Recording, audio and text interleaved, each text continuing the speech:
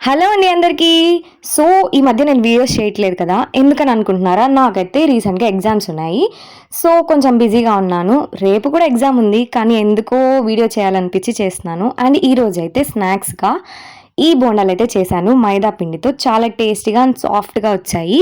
ఇప్పుడు మనం key qualities of లవ్‌లో నెక్స్ట్ ఎపిసోడ్ గురించి మాట్లాడుకుందాం. ఫర్‌గివ్‌నెస్ అంటే క్షమించడం అన్నమాట.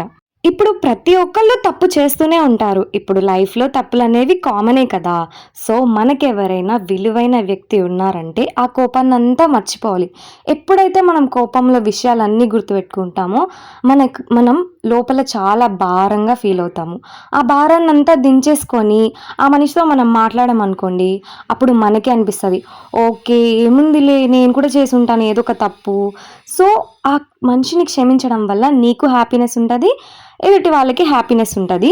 అండ్ ఆ రిలేషన్‌ని కాపాడుకున్నట్టు గూడా ఉంటది. దాని తర్వాత వాళ్ళ మీద ప్రేమ కూడా పెరుగుతది. సో, ఈ వీడియోకి ఇంతే. నెక్స్ట్ వీడియోతో కలుసుకుందాం. బాయ్. సబ్స్క్రైబ్.